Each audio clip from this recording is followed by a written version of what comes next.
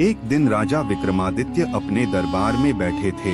तभी ऋषि वरुण आए और बोले, महाराज, एक दिव्य स्वर्ण हिरण इस धरती पर प्रकट हुआ है। यदि आप इसे पकड़ेंगे तो एक महान खजाना प्राप्त होगा। राजा को यह सुनकर आश्चर्य हुआ और उन्होंने तुरंत जंगल जाने का निर्णय लिया। राजा विक्रमादित्य अपने घोड़े पर जंगल पहुँचे। तभी उन्होंने एक चमकते हुए स्वर्ण हिरण को देखा, लेकिन जैसे ही उन्होंने उसे पकड़ने की कोशिश की, हिरण तेजी से भागने लगा। राजा घोड़े पर उसका पीछा करने लगे, लेकिन वह हिरण बहुत तेज था। अंत में वह एक अंधेरी गुफा में गायब हो गया। राजा जैसे ही गुफा में पहुंचे, वहां एक रहस्यमय तांत्रिक खड़ा था। उसकी आंखें लाल चमक रही थीं। तांत्रिक हंसते हुए बोला, राजन, यह हिरण साधारण नहीं है। यदि तुम इसे पाना चाहते हो तो तुम्हें 3 परीक्षाओं से गुजरना होगा। राजा को एक विशाल चट्टान हटानी थी जो रास्ता रोक रही थी।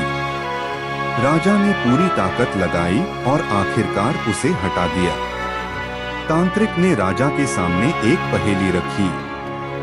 मेरे पास शहर हैं पर घर नहीं, मेरे पास पर्वत हैं पर वृक्ष नहीं, मैं क्या हूँ? राजा ने कुछ सोचा और उत्तर दिया, नक्शा। तांत्रिक मुस्कुराया और उन्हें अंतिम परीक्षा के लिए आगे बढ़ने दिया। राजा को एक भूमिगत कक्ष में ले जाया गया, जहाँ एक बूढ़ा व्यक्ति बेड़ियों में जकड़ा हुआ था। राजा के पास 2 विकल्प थे, हिरण का पीछा करना या उस व्यक्ति को मुक्त करना। राजा ने बिना सोचे उस व्यक्ति को मुक्त कर दिया।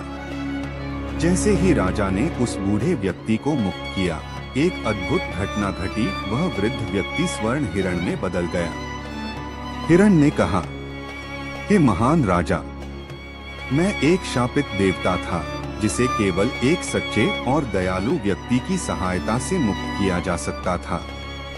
तुमने अपनी शक्ति, बुद्धि और दया से यह सिद्ध कर दिया है कि तुम एक सच्चे राजा हो। इसके बाद हिरण ने राजा को दिव्य ज्ञान का आशीर्वाद दिया। राजा को यह समझ आया कि सच्चा खजाना धन नहीं, बल्कि ज्ञान, शक्ति और दयालुता है। राजा विक्रमादित्य अपने राज्य लौटे और अपनी नई सीख को प्रजा के साथ साझा किया। एक सच्चा राजा वही होता है जो केवल ताकतवर ही नहीं, बल्कि बुद्धिमान और दयालु भी हो। प्रजा ने उनके ज्ञान से प्रेरणा ली और उनका सम्मान पहले से भी अधिक बढ़ गया। इस प्रकार राजा विक्रमादित्य ने यह सिद्ध कर दिया कि सच्ची महानता धन या शक्ति में नहीं, बल्कि अच्छे कर्मों में होती है। तो मित्रों, यह थी राजा विक्रमादित्य का अद्भुत कहानी। यदि आपको यह कहानी पसंद आए तो वीडियो को लाइक करें, शेयर करें और ऐसे ही रोचक किस्से के लिए हमारा चैनल को सब्सक्राइब करें।